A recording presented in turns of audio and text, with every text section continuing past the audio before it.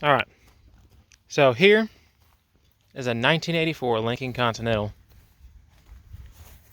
And this one's extra special here today. I got the hood popped, as you can see. I want you to see what's going on here. It's not perfect. We're missing the hood emblem, but that's quite all right because this one's got a little something special under the hood. That's right. It's the 2.4 liter straight six turbo diesel. And if my quick online research is correct, it's a BMW built engine. It's a ZF transmission, so it's a German drivetrain through and through. Sounds like there's roughly only 1,500 of these made. I was real happy to come across this one. Guy claims there's about 70,000 miles on it. See no reason to disbelieve that.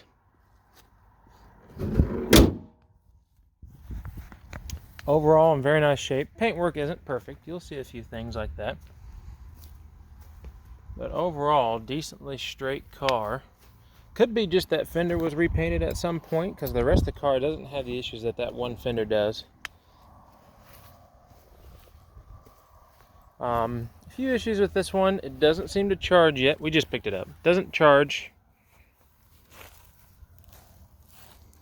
And it's got a dragging rear caliper. We're going to open this up so you can see how this works because it's still a pretty nice car for 1984.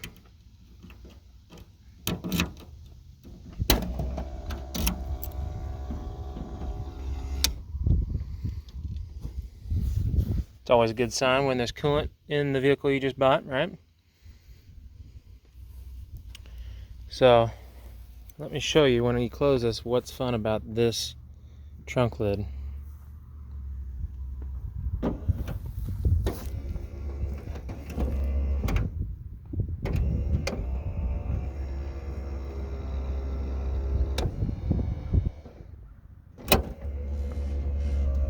There you go. It took me a couple of tries.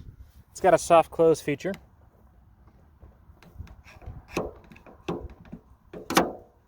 There we go. You can see my reflection in there. Paint works pretty good still. Again, car's not perfect, but for the year and what it is, pretty nice and happy. And you can see how straight it is. Look at the condition of the paint there as we get close. Someone took good care of this car. We'll start it up so you can hear what it sounds like, because you just don't see these every day. Interior, overall I'd give it a 6 or a 7 out of 10, given the age. So you'll see issues like that along there. Windows don't exactly work perfectly. No rips that I've noticed so far in the interior. Biggest thing is these B pillars. The plastic there on the other side isn't in good shape at all. That's probably the biggest issue. Steering wheel's got some issues, but I was very happy with the condition of this driver's seat. The piping shows the biggest wear there. Let's turn it on and have a listen. We'll look at the dash here and everything. Power seats work like they should.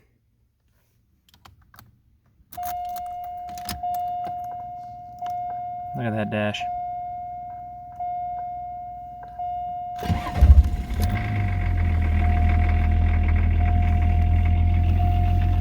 There it is, fires right up.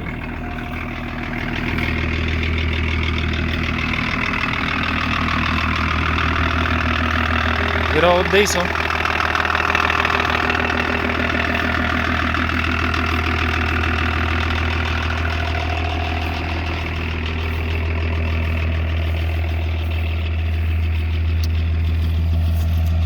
You can see that bottom, I don't know if you call it a valance or whatnot, isn't holding like it should. But dual exhaust. We'll get it a few revs. And it does run and drive. I don't want to take it far because of the charging issue. So yeah, who knows what the actual miles are. He claimed 70,000. It doesn't look like it has a lot, so I'm not too concerned about it.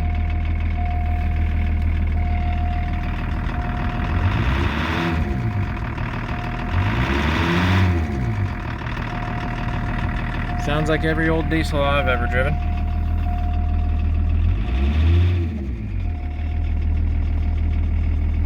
But very fun. Just wanted you guys to kind of get a look at this car, see what they're all about. I've yet to get it over 55. Again, charging issues and the dragging rear brake.